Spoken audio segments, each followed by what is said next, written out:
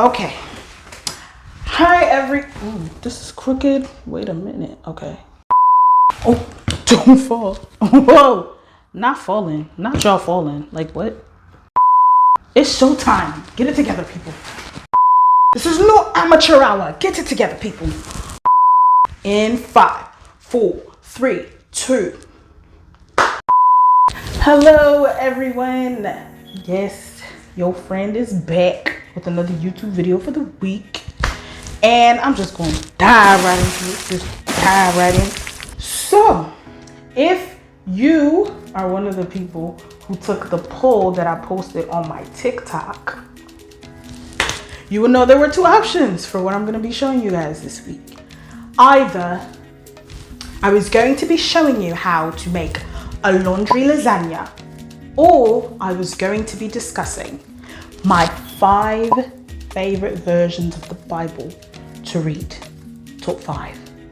And if you guessed the laundry lasagna, you were wrong, my friend, okay? You were wrong. We not there yet. At some point, I will be showing you guys how to make a laundry lasagna. But for now, don't even ask about that, okay? Don't even worry about it, okay? So, as promised, we're gonna be talking about my top 5 favorite versions of the Bible to read. Let's get into it.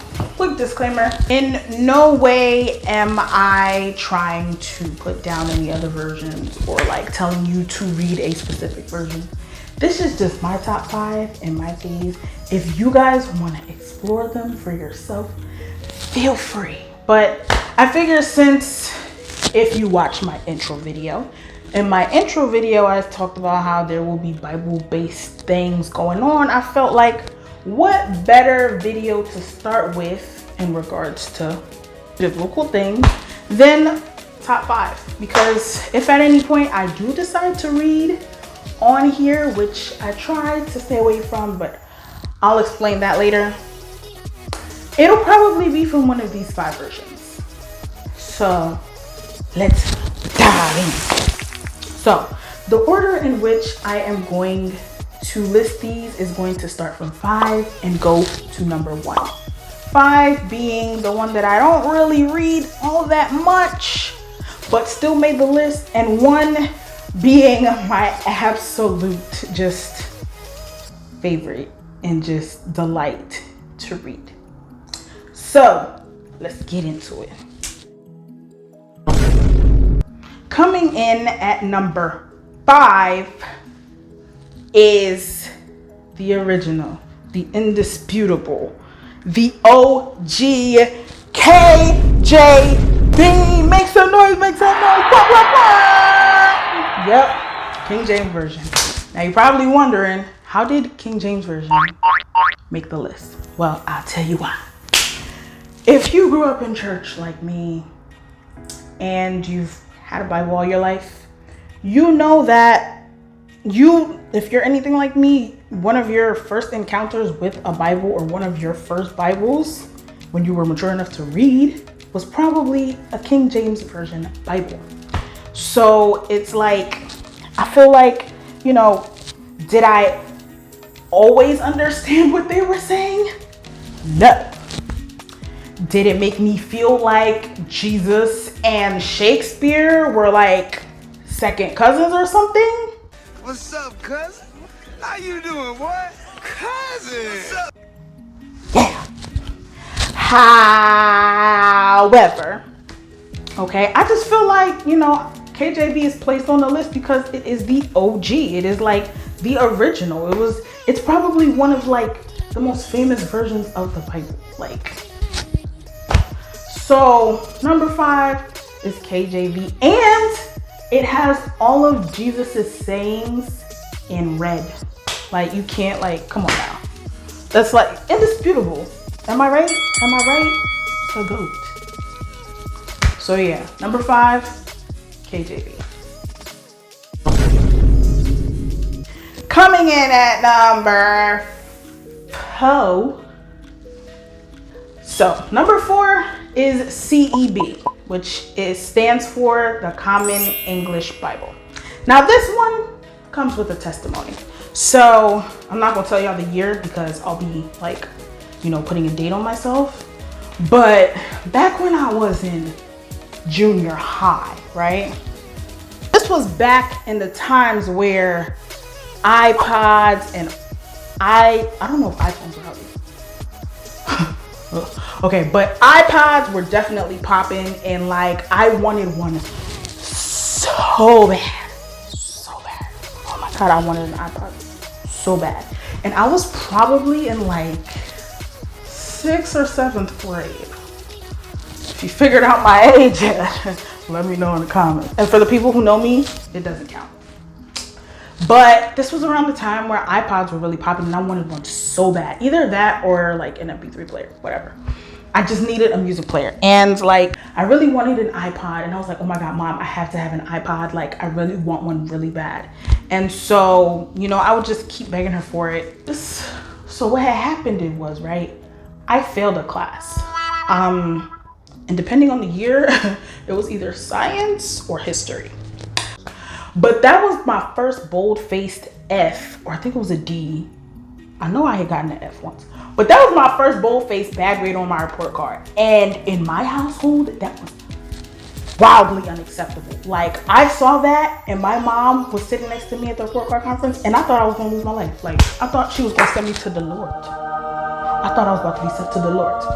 But anyway, stay focused. So she like kind of brushed it off, which I thought was weird. And I was like, okay, so I'm still alive. Like, you know, I'm still breathing. And like, I was like, okay, well, maybe, you know, she brushed it off too. So fast forward to Christmas time. She gets us gifts. And I wasn't expecting anything really, because my mom doesn't usually like, she's not usually into Christmas all that much like that. And so she hands me something. And I'm like, oh my God, I got a gift. And I open it, and it's a Bible. And she looks at me and she tells me, I was gonna get you an iPod, but since you failed, since you got a bad grade, this is what I got you. Y'all, being a teen, yeah, it was like tween. Being a tween and really wanting something that bad at that time, you can imagine what I felt inside. But also being a church kid, I felt like if like I expressed any disappointment, I was gonna be struck down right there. So I was just like, gee, thanks. But let me show y'all how God works, right? So I give this Bible a chance, right? This was, by the way, my first Bible that wasn't a King James Version Bible. It was a teen Bible. On the cover it said Teen Bible, Youth Bible, and the version was Common English Bible. And when I tell y'all that I took that Bible into like high school with me, and I got to a point in my life where I really started getting into it and really wanting to read my word and read my Bible. And that Bible helped me so much. Like, it made me want to read the Bible. Like, that Bible was like, it put everything so plainly and in such like plain words. It made me want to read the Bible for myself. And like, I learned so much at that point in my life, and I'm like looking back now, I'm so grateful that I had gotten that Bible. And like, yeah, like, but let me tell y'all what happened to this Bible. I grew to love this Bible so much, right? And I remember at one point I looked for it up and down everywhere. I could not find this Bible for the life. I could not find this Bible for the life of me. When I found this Bible, when I finally found it, it was in one of my church purses, and it looked like something had spilled all over it. And I was so heartbroken. I was so disappointed. I don't think I had gotten like a new Bible after that one actually, I had just gotten a new Bible because a friend of mine had bought me one back in 2020. But from that time to then, I was just using the Bible app. I didn't have a physical Bible. That's how much I loved that Common English Bible, y'all. So yeah, that one, as a teen, at that point in time in my life, that was very like But I eventually ended up getting an MP3 player, not an iPod, but an MP3 player, and I was a happy camper. You know, I got it like later on. Probably, was it that year? I think around my birthday or the next year. But yeah, I got it. And yeah, so, you know, it was one of those beautiful moments where, you know, you learn something. You know, it was one of those beautiful discipline moments where you actually learn something and your life ends up changing. So yes, this is why the Common English Bible made it to number 4 on the list, y'all. Ain't that beautiful? I don't remember if I threw that Bible out, y'all. If I did, let me just take this opportunity publicly to ask for forgiveness from the Lord, because you should not throw a Bible out. I don't know. Coming in at number 3. So number 3 is the Amplified Bible. Now this one just recently made the list because I heard someone read from it and I was taken aback. I forgot what passage they read. I forgot what passage this person read, but there was a date. And if you really read the Bible, you know that like the months back then and in the, you know, Hebrew culture are way different from what we have. They have a whole different calendar, and like you'll read something and it'll say the month of Shabbat and Nisan 2 days before yesteryear if you're reading KJV, no shade. And you'll just be like, what was this? So I heard someone read from the Amplified version, I think it was. But yeah, and they were like, such and such and such, September 12th. I was like, hold up, wait a minute. Like, I had to stop her in her tracks and be like, what version was that? And they told me it was the Amplified version, I believe. But here's the thing. There are other versions of the Bible that will, you know, convert the date to today's date. But what I love about the Amplified version is that it reads it how it normally is. Like it will say the month of Shabbat or the month of Nisan, but in parentheses, it will have the actual date of like what it would be today. So yeah, like I thought that was fascinating, which is why Amplified is one of the ones that I, you know, dip and dabble in every now and then. So yeah. Coming in at number 2. So number 2 is actually the current version that I have of my physical Bible that my good sis bought for me. Shout out to you, you know who you is. But yeah, so I got this Bible back in 2020 when a sister of mine randomly just popped up and was like, hey, do you have a physical Bible? And I was just like, no, I haven't had one since, you know, my favorite Bible. And she was like, okay. And she ordered it and sent it to me, and it came like in the most perfect timing, and God bless her for that, for real. But number 2 is the Holman Christian Standard Bible. Now, the way she explained it to me, and when I looked it up, it says that a Holman version is like unbiased, and it like almost keeps everything as is, but you're like able to still really read it and understand it. And it's like, I don't know, it put things plainly. Like it doesn't take too much from it to where it sounds like super processed, but it like, you know, it keeps its form, but you can still read it and understand it as if it was like almost plain English, really. So number 2, I'm feeling it. And plus, like the Bible that I have, it's like an illustrator's Bible. Like it was a really thoughtful gift. Like she picked out one for me where like you can like write notes in the margin, but it's also like, it's an illustrator's Bible where you can color while you read the Bible. It is so cool. And like, I'm also an artist and I love artsy stuff. So like, I love that Bible. So much so that I don't even be wanting to color sometimes. And I'm just like, oh my God. But yeah, Holman Christian Standard Bible number 2.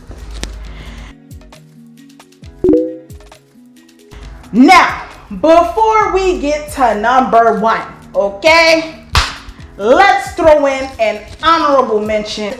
KJV AAE.